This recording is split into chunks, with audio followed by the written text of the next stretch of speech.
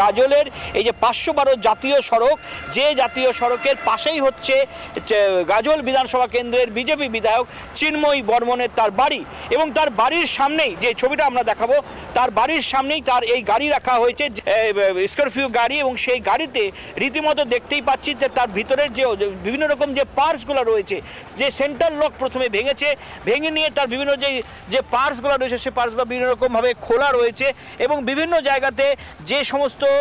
যে লাইনের কাজ রয়েছে গাড়ির ভিতরে, সেই লাইনের কাজগুলোকে কিন্তু ডিরেক্ট করা হয়েছে, অর্থাৎ বিভিন্ন তার ছিঁড়া হয়েছে, দিয়ে লক খুলে সে লকগুলি ভাঙা রয়েছে, সুইচ ভাঙা রয়েছে, এবং পাশাপাশি গাড়ির ভিতরে জিপিএস যে রাখা থাকে তারও বেশ কিছু তারও কিন্তু ছিঁড়া হয়েছে, এবং পাশাপাশি যেটা আরেকটা দেখা যাচ্ছে যে গাড়ির যে সামনের দিকে যে ইঞ্জিন, সেই ইঞ্জিনের যে ঢাকনা, সেই ইঞ্জিনের ঢাকনাও কিন্তু খোলা। এই অবস্থায় ইঞ্জিনের ঢাকনা খোলা এবং এই অবস্থায় কিন্তু গাড়িটা কিন্তু রাখা হয়েছে, এবং রীতিমতো আমরা যেটা জানতে পারছি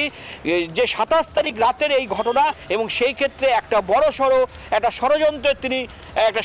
অভিযোগ করছেন যে এই গাড়ির ভিতরে হয়তো দুষ্কৃতিমূলক কোনো কাজ নাশকতার কোনো ছক কষা হয়েছিল বা কোনো বিস্ফোরক রাখা হয়েছিল, এবং সেক্ষেত্রে তিনি নিজের প্রাণহানিরও একটা আশঙ্কা করছেন।